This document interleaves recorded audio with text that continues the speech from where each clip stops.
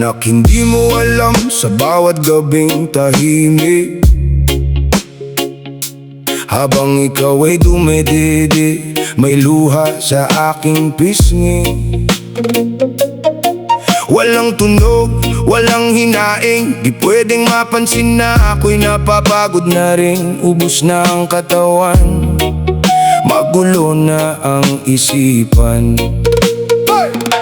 Minsan pati sarili ko ay hirap nang hanapin, pero sa bawat ngiti mong walang alinlangan, lakas ko'y muling bumabalik sa akin.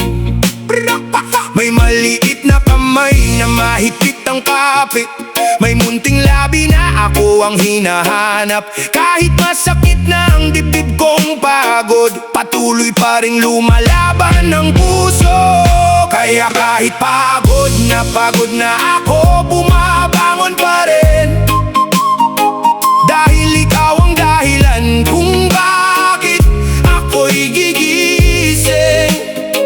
Sa bawat luha, sa bawat sakit na tinis, pagmamahal sa'yo ang aking kapalit. Hindi man perpekto ang mama mo, anak, pero buong puso akong lumaban para sa'yo. Ikaw ang mundo ko, ikaw ang buhay ko, at lahat ng sakripisyo'y kusang ibinibigay ko.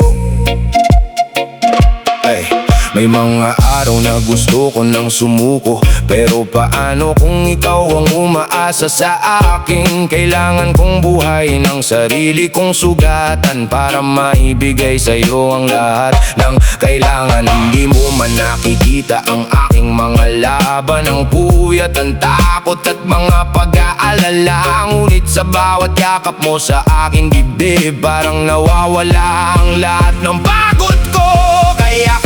Kaya kahit pagod na ako, bumabangon pa rin. Dahil ikaw ang dahilan kung bakit ako'y gigising. Sa bawat luha, sa bawat sakit na tinis, pagmamahal sa'yo ang aking kapalit. Hindi man perpekto ang mama mo, anak, pero buong puso akong lumaban para sa'yo. Ikaw ang buhay ko, at lahat ng sakripisyo'y kusang ibinibigay ko. At sana pagdating ng araw na ika'y lumaki, hindi mo makalimutan ang mga gabing ito, na may isang inang tahimik na umiiyak, pero hindi kailanman bumitaw sa piling mo.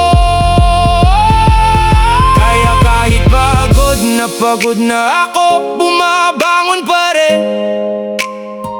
Dahil ikaw ang dahilan kung bakit ako'y gigising.